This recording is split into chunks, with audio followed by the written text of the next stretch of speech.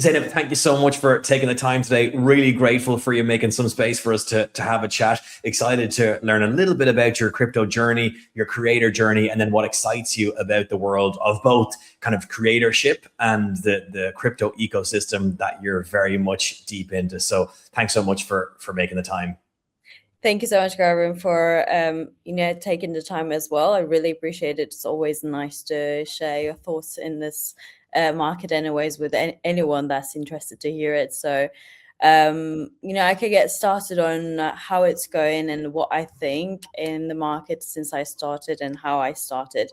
So basically, like, as we all know, crypto really started very chaotic and very slow and decentralized at first.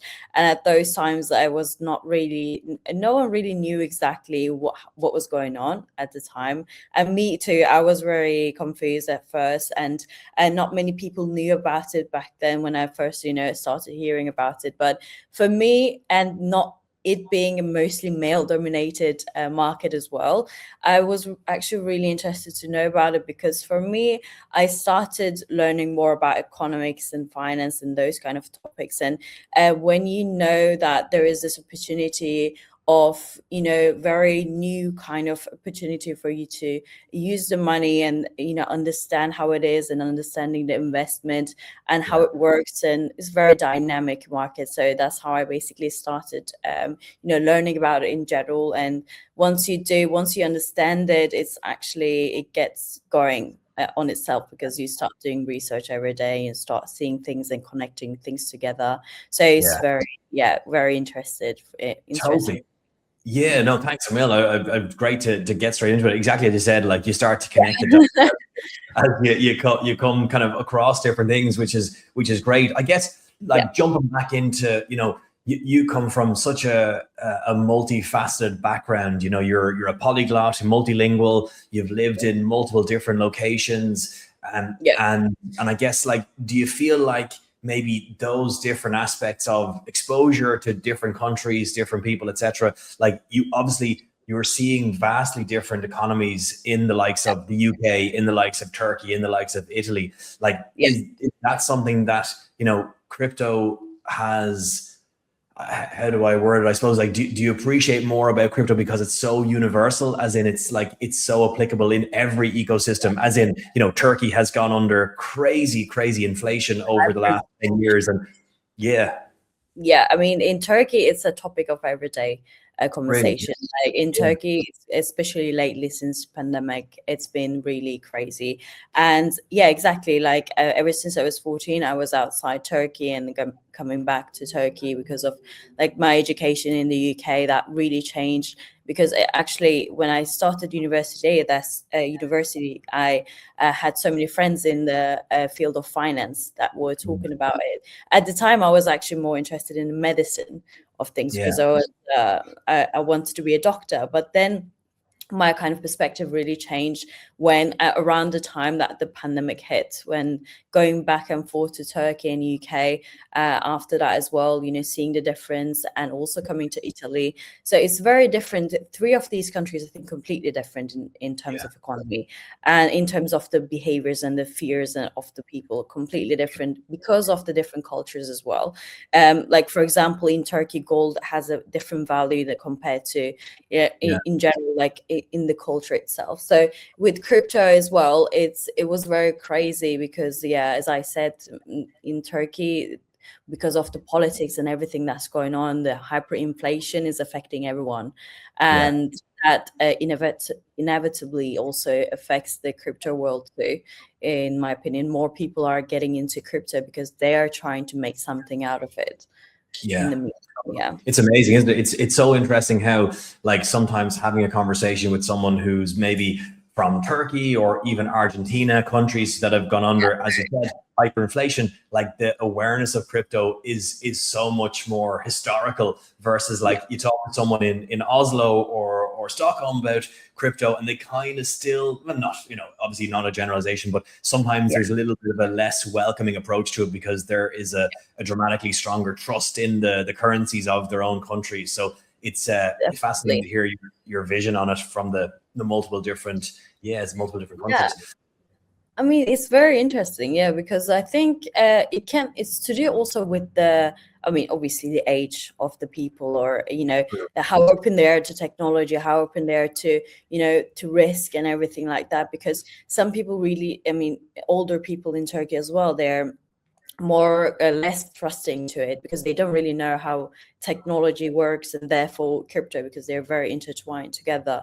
And also, other than that, like compared to for UK is also very, I think, open to it as well, crypto world in general. I think they started even before, but with the economy that went through with Turkey, as I said, I think they started to look for alternatives to, you know, kind of get the most benefit out of it in general, out of this single thing. And so they basically, that nowadays it's been a hot topic. Yeah, fascinating stuff. It really is interesting. And I guess then talk to us a little bit around, I know you've always had an interest in sales and marketing, which has led into obviously the kind of creator world or creatorship as such. So you've been in that space for so many years at this point. Yeah. When did you really start to think, you know what, like I actually fancy the idea of putting myself out there online. I want to go for it, like, because it is a courageous step to go to do it. So talk us back through that, like, development of an interest in social media, and then what got you to a point where you were like, I'm going to do it. Yeah. So basically it started around 5 to 6 years ago, I think, like the getting started with the digital world. Basically, before that, I was only looking at social media in general as just, you know, somewhere that you just post something and for your friends and family. Basically, I think with most people it was the case because it was less known or less influential in the day-to-day life.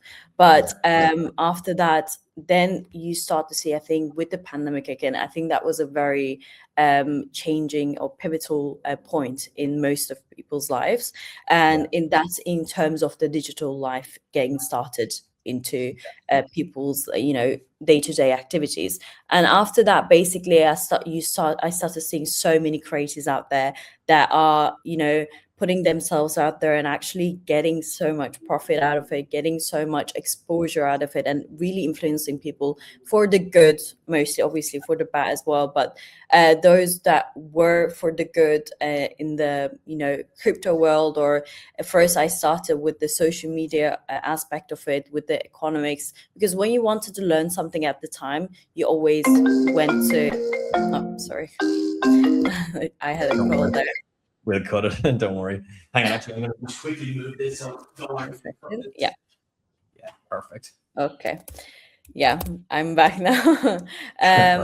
So I was saying basically when so after 5 to 6, before 5 years ago, I was starting to see so many creators that are in that kind of world, and I saw their kind of lifestyle, the one that you could see that are very flexible and that is very, you know, more relaxing, and also not relaxing in sense of like, rather than, you know, having very strict hours, and, you know, being able to have the flexibility of, you know, sharing your thoughts, and people listening to you, and, you know, actually influencing their lives for the better. I think that was the idea for me. And with social media as well, I think it is becoming very big part of everyone's lives now. And, you know, inevitably in every business, even if you're not a personal business yourself, you know, every business inevitably has to use social media now, and small to big businesses. So it's a tool that is now like a mandatory thing, and that's why I decided to become a creator as well. It's not easy now because there's so many creators out there, I know, but I think you have to get started somewhere. You have to, you know, do it at some point, and I really enjoy doing it. I'm much more comfortable in front of camera than I was when I first started. I couldn't imagine before, if you asked me before, I could never, you know, record 10-minute video of myself, you know, talking at all. But you get used to it, and I really enjoy it. No, amazing. You touched on some really good points there, like in the sense of, you know, your initial inspiration was nearly to do two things. Like, one, to force yourself to learn more because you had to reshare it. So it's a great example of, like, by recommunicating and reteaching, we have to get clear in our own thoughts. So, like, really great point. And then secondly, like, genuinely trying to impart what you've learned to others. And I guess one motivation I know you've mentioned to me is, as part of your interest in finance and crypto, is that, you know, you see a lot of you see a lot of your, maybe not necessarily friends, but like, you know, the let's say the female audience in finance are maybe less involved. It's has been, and crypto particularly, being a kind of a guy's area, shall we say. But it's refreshing and amazing to see that those walls are crumbling rapidly, if not crumbled, and, you know, amazing creators like yourself leading the charge. So is that something that also kind of privately keeps you motivated, would you say? For sure, because as I said, it's a very male-dominated market. So like me being a female creator and, you know, talking about things that that actually interests people a lot, and I've got so many people that came to me and they were surprised that I knew about it in the first place, let alone, you know, becoming a creator to talk about it, you know, becoming educated at that level. And it makes me definitely feel motivated, because I think from people's perspective, from viewers' perspective, it can come across as something unique and something different. And that also shows that I'm really interested. I really like to show the interest, the real interest that I have towards it, and also educate people in the best way possible with it, you know, as much as I can. 100%. It's interesting, isn't it, how like when someone puts themselves out there to be a creator, you kind of inevitably force yourself to become really well educated, because you have this automatic feedback loop and kind of a fear of like, well, I don't want to jump on and not know what I'm talking about. So you have de facto, like, you've elevated your education massively over the last couple of years, which is a commendation to you. Another really interesting point you've made is around the concept of everybody has to become a thought leader nowadays, or every business in some way kind of has to nearly put themselves out there, which is, it's so true. If you were looking and talking to a friend of yours who was ice cold, who, you know, had never started, what would be kind of some simple advice you might give them around putting themselves out there online? Yeah, actually, I do have a lot of friends like that are trying to do that online. So many friends that are looking for it. And for me, it usually happens without you even realizing it. So you just have to do it without really making a, you know, step-by-step plan. You're making a complete plan, because the more perfect that you try to make it, the more time you're going to spend on thinking about it rather than actually doing it. And when you first start as well, it's never going to be perfect. You're going to learn as you go. And actually in this in the crypto world in general, as a creator, you just, you know, get started. You don't get demotivated. You don't stop doing it. It's never, no one, even the biggest creators, started with the 1 million or views, or, you know, so many people. You need to build that kind of trust, and to do that, you need to trust in yourself, I think. And the more comfortable you are in front of the camera talking about what you like, especially that, because I think if you don't like what you're talking about, you're never going to, you know, reflect that energy to your viewers as well, and they're not really going to build that bond with you. So it's just the idea of mentality, in my opinion, and just getting started. And, you know, having the right guidance is also important. So once you have the right guidance, right people around you that actually motivate you rather than pulling you down, that's a really key thing, in my opinion. Yeah, absolutely. And that's something that you've done so well, as in you've built genuine, and you're building and built genuine real relationships around putting yourself out there. And I think that's probably one of the things that people forget when they're maybe trapped in the idea of, I want to do this, but then there's a fear around it. But then it's good to remind yourself that, like, this does lead to genuine friendships and relationships. And, like, you know, there is a truly connected world behind the laptop screen. It's not just this kind of echo chamber of isolation, shall we say.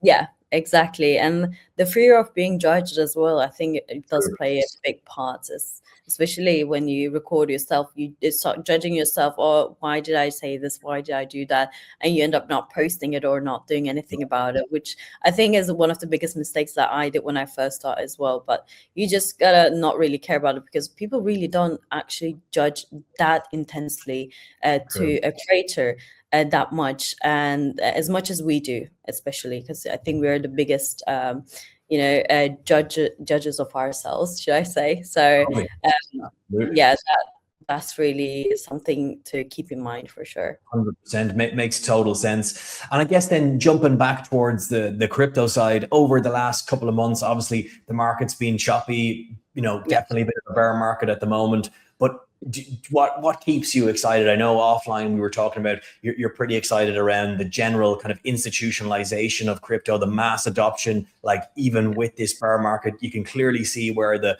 puck is heading, shall we say, in the next 6, 12, 18 months, that major banks are offering crypto. Your standard person is now allocating a portion of their investment portfolio towards crypto. Talk to us around that part, I guess, of your excitement seeing that.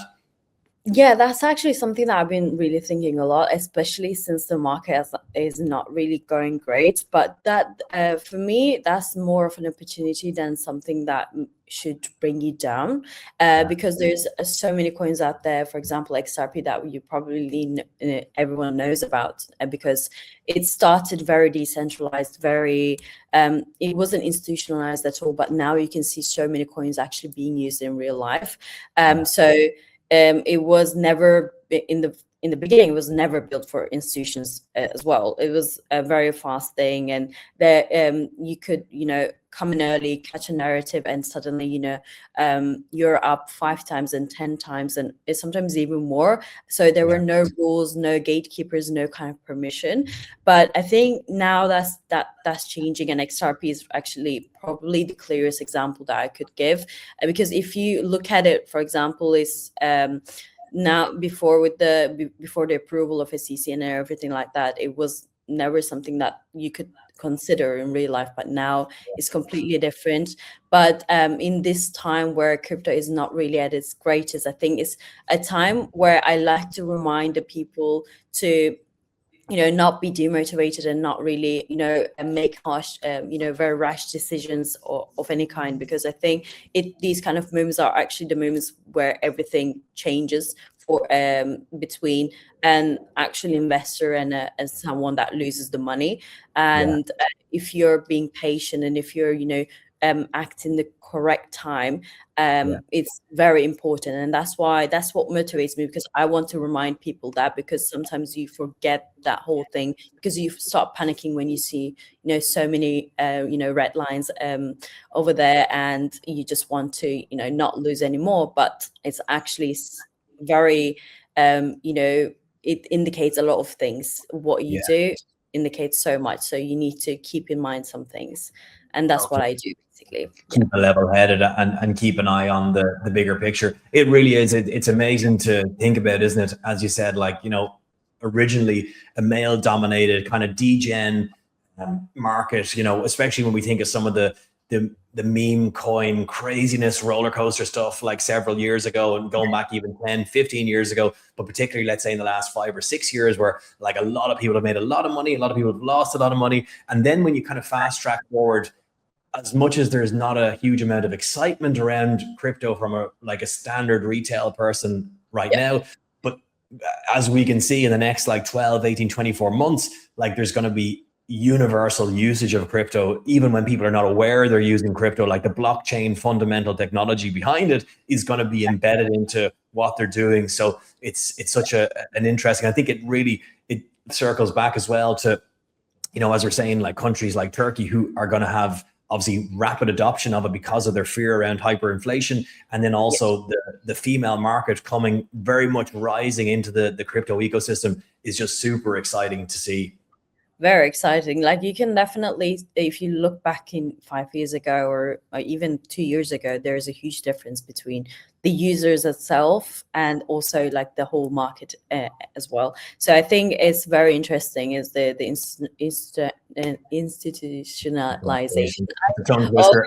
I have, it's one of the hard words for me in English, but yeah, it's very interesting as to, especially with the increasing tensions with the world between the countries and everything. But I think what people do as a mistake is just looking at the price, and that's why I remind them, you don't just look at the price, because what's more important is actually what's going on in the world. You need to look at the news, what's going on with the countries, and what kind of integrations are happening, what kind of moves are these companies are making for the in the crypto world, and for the coins, the company itself that produced the coin, what they do is very important compared to just looking at the price, because that's not really going to give you any kind of indication of it. You can just guess it, and that would be just gambling for you, but you need to really do the research, and that research really shows a very optimistic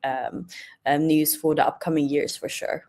100%. It's actually, yeah, as you're explaining that, it really makes me think about like so many companies now who are allocating a portion of their treasury to be Right. held in ETH or Bitcoin, or even companies that are not like not the likes of necessarily just the likes of Strategy, or previously known as MicroStrategy, like not Yeah. these companies that are just solely existent to hold Bitcoin, for example, but actually just your standard company, even like Tesla holding a portion of their balance book in Yeah. BTC apparently, which is just, it's amazing to think about. So really It is. does give like a huge, yes, huge amount of, and I guess to kind of, to move back to the creator side, is Mhm. what excites you most? Is that what excites you most about, you're producing content more or less every day on your mint condition channel? Is it that kind of relentless news cycle and adoption that keeps you pumped, or what kind of gets you motivated, would you say? Yeah, it gets me motivated because of the fast pace of things that are happening that people really overlook. And I'm really excited to show them, the missing piece of things that most people underestimate or don't even, see it. And, showing the perspective to them, and, hopefully helping them understand the perspective.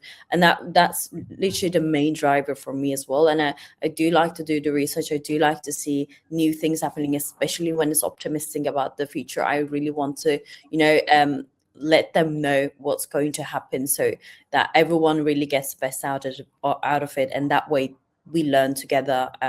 Obviously, in crypto, everything is, and you cannot say anything for certain, but from you can give it a very high probability, and in my opinion, there is a really high probability that it's going in the right direction right now, whether people don't see it or not. And I can see from everything that I'm talking about every day in the videos that it seems to be really a good opportunity for people to not miss. So that's why I really like doing these kind of videos, to show them, my perspective of things. 100%. Exactly as you said, you're filling in the gaps that just get lost because it's not top line news, it's not price related news. There's so much more fundamentally occurring at any time, and I think that's why, Yeah. I'm so grateful for you jumping on today, because what you're doing with Mint Condition is you're truly going back to, your early motivation. You're genuinely educating people, and you're doing it in a way and in an ethos that is like educating and learning together. I think that's why, your channel has grown so well over the last couple of years, because you approach from that standpoint versus, you're not dictating, you're basically showing others, and having that kind of community around learning together. So Zainab, really appreciate the time today. Thanks so much for making some space for us. Excited to chat in a year's time. I know the channel will be pumping. I know the market will be pumping. I know everything that we're talking about now will be starting to, it'll be in full bloom, shall we say. But Definitely. Yeah, until definitely. then, we'll be watching and learning from you on a weekly basis. Thank you so much, Gary. Yeah, I really appreciated this talk. I'm really glad that you took your time as well for it. I like the opportunity. Yeah. And yeah, I will see you in a year for sure, when everything is so much better, and I can be sure of it. Yeah.